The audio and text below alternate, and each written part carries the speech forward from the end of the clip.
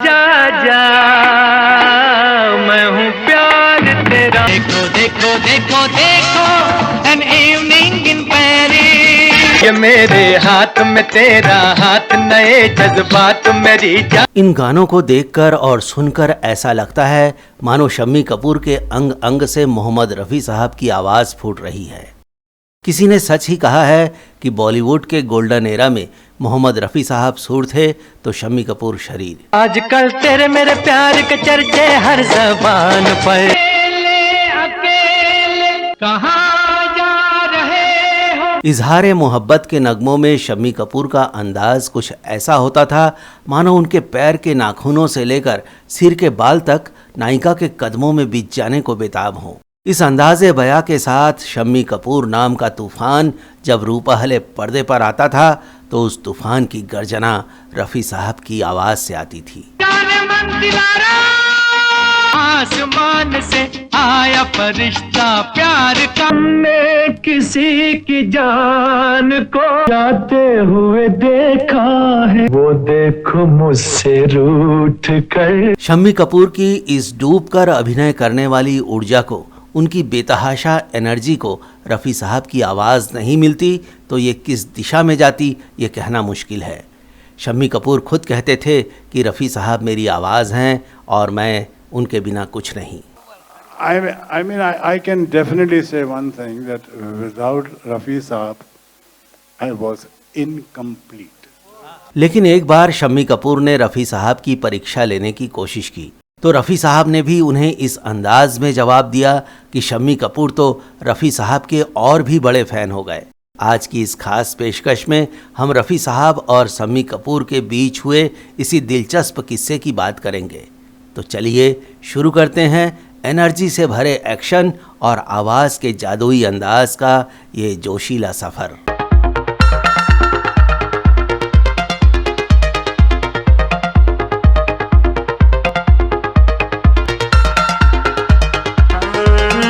रफ़ी साहब ने बॉलीवुड के कई सितारों को अपनी सुरीली आवाज़ दी है, लेकिन शम्मी कपूर पर उनकी आवाज़ काफ़ी ज़्यादा सेट हुई। शम्मी कपूर पर फिल्माए वो गाने जो आज भी लोगों की जुबान पर चढ़े हुए हैं, उनको मोहम्मद रफ़ी साहब ने ही आवाज़ दी थी। ओ हसीना जुल्फों वाली जाने जहां, महफिल ऐ शमा फिरती हो कहां। तन पे सितारे लपेटे हुए, जरा पास आओ तो चैन आ जाए। ये चांद सा रोशन चेहरा, जुल्फों का रंग सुनहरा, तारीफ करूं क्या उसकी। शम्मी कपूर का परिवार पहले से ही फिल्मों में सक्रिय था। उनके पिताजी पृथ्वीराज कपूर और 7 साल बड़े भाई राज कपूर फिल्म इंडस्ट्री के सितारे थे। लेकिन शम्मी कपूर को इंडस्ट्री में अपनी जगह बनाने के लिए काफ़ी संघर्ष करना पड़ा, क्योंकि शम्मी कपूर जब फिल्मों में आए थे तो उनका अपना कोई खास स्टाइल नहीं था जिसके दम पर वो अपनी अलग पहचान बना पाते। उस समय फिल्मों में राज कपूर, दिलीप कुमार और देवानंद जैसे हीरो छाए हुए थे। आवारा हूँ और ये मौसम जिंदगी का साथ निभाता चला। शम्मी कपूर ने अपने करियर की शुरुआत 1953 में फिल्म जीवन ज्योति में एक गंभीर रोल से की थी, लेकिन ये फिल्म पिट गई। इसके बाद भी उनकी एक के बाद एक 14 फिल्में फ्लॉप होती चली गई। तब तक वो गीता बाली से शादी भी कर चुके थे। इतने सारे असफल फिल्मों का ठप्पा लगने से वो इतने निराश हो गए थे कि फिल्मी दुनिया को छोड़कर गुवाहाटी में चाय बागान में मैनेजरी की नौकरी की तलाश भी करने लगे थे। जैसा कि हम आपको पहले बता चुके हैं कि उनकी किस्मत पलटी थी फिल्म तुम सा नहीं देखा से। तो हमने लाख हंसी देख तुम सा नहीं देखा। 1957 में आई इस फिल्म की स्क्रिप्ट नासिर हुसैन ने लिखी थी और नासिर हुसैन इसी फिल्म से निर्देशन का डेब्यू भी कर रहे थे। वो इसमें हीरो को कुछ अलग ही तेवर में दिखाना चाहते थे। इसके लिए देवानंद उनकी पहली पसंद थे, लेकिन फिल्म में अमिता को हीरोइन ले लिया गया था, जिसके कारण देवानंद ने ये फिल्म करने से मना कर दिया था। इसके बाद ये मौका शम्मी कपूर को मिल गया और उन्होंने ऐसा कमाल का अभिनय किया कि दुनिया वालों के सामने एक नए शम्मी कपूर का अवतार हो गया। तो हमने लाख हंसी देख तुम सा नहीं देखा। ये सिल्वर स्क्रीन पर एक ऐसे हीरो का पदार्पण था जो एकदम बिंदास, बगावती, मस्त मौला जवानी के जोश से भरपूर, बेहद लापरवाह, मस्ती और हुड़दंग करने वाला था। तुम सा नहीं देखा फिल्म में गहरा गाने हैं और सभी गाने मोहम्मद रफ़ी साहब ने गाए हैं। इन्हीं सुरीले और मस्ती में डूबे गानों की वजह से शम्मी कपूर लाखों करोड़ों लोगों के दिलों की धड़कन बन गए और करीब 10 सालों तक बॉलीवुड में राज भी करते रहे। अपने वाले सामने आ, कब तलक छुपेगी ये तो तुम सा नहीं देखा के बाद शम्मी कपूर और रफ़ी साहब की जोड़ी बन गई। इस फिल्म की कामयाबी के बाद शम्मी कपूर उस दौर के हीरो से अलग अपनी जोशीली अदाओं, अद्भुत डांस और एक्टिंग से फिल्मी पर्दे को चमकाना शुरू कर दिया। मैं चांद छोड़ कर आया हूँ, मैं अपने प्यार को लाया हूँ। उनकी एनर्जी और हरकतों से मैच करने के लिए एक ऐसा प्लेबैक सिंगर चाहिए था जो उनकी स्टाइल की बराबरी कर सके।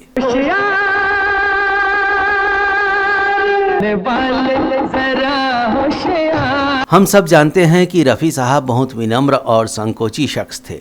उन्होंने शम्मी कपूर के लिए गाना गाने से मना कर दिया था। रफ़ी साहब ने कहा था कि उनके लिए लगातार इतने ऊंचे सुरों में गाना संभव नहीं होगा। लेकिन शम्मी कपूर कई बार रफ़ी साहब को रिकॉर्डिंग स्टूडियो में रिहर्सल करते हुए देख चुके थे। शम्मी कपूर को ये बात अच्छी तरह से समझ में आ गई थी कि उनके लिए रफ़ी साहब के अलावा और कोई नहीं गा पाएगा। इसलिए उन्होंने रफ़ी साहब की चिरौरी की, उनकी मिन्नतें की और उन्हें अपने लिए गाना गाने के लिए मना ही लिया।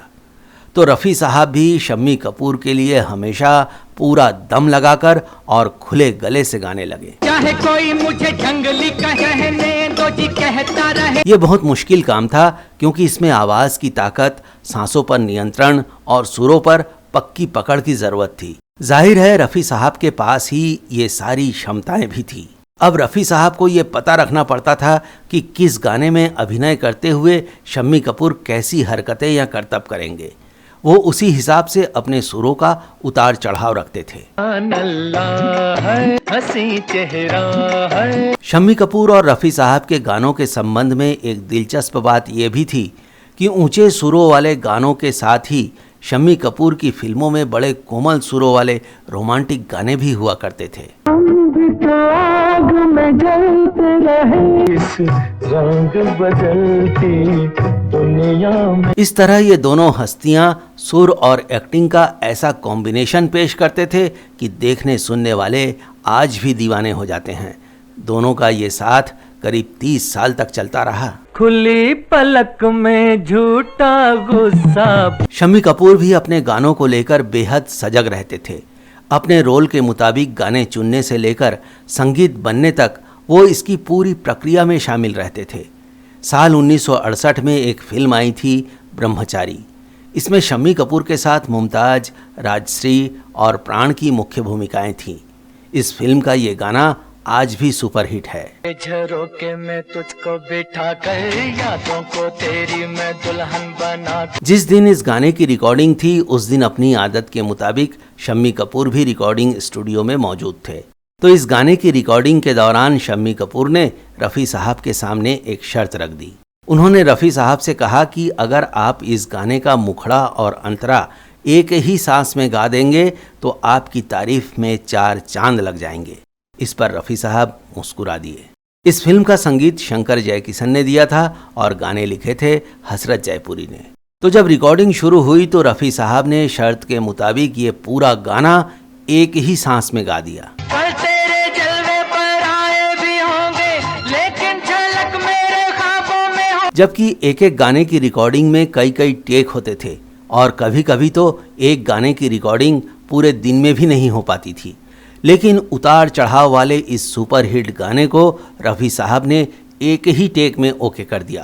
डोली में होगी तू रुखसत, लेकिन महक मेरे सांसों में हो। रफ़ी साहब ने जिस अंदाज में गाने का मुखड़ा और अंतरा गा दिया उसे देखकर शम्मी कपूर समेत वहां मौजूद सभी लोग हैरान रह गए। दिल के झरोखे में तुझको बिठा कर यादों को तेरी मैं दुल्हन बना। रिकॉर्डिंग खत्म होते ही शम्मी कपूर तेजी से रफ़ी साहब की ओर बढ़े और उनको गले लगाकर बोले, वाकई रफ़ी साहब आप जैसा कोई नहीं है। इस पर मोहम्मद रफ़ी ने जवाब दिया, शम्मी ऐसी शर्तें ना लगाया करो वरना तुम्हारे लिए गाने कौन गाएगा। ब्रह्मचारी के लिए शम्मी कपूर को सर्वश्रेष्ठ अभिनेता के फिल्म फेयर से नवाजा गया। इस फिल्म को 5 फिल्म फेयर पुरस्कार मिले थे। भी तेरे सुर्ख होठों के प्याले मेरे तस्वीर में साकी बने हैं। तो दोस्तों, इस पेशकश में इतना ही। उम्मीद है ये आपको ज़रूर पसंद आई होगी।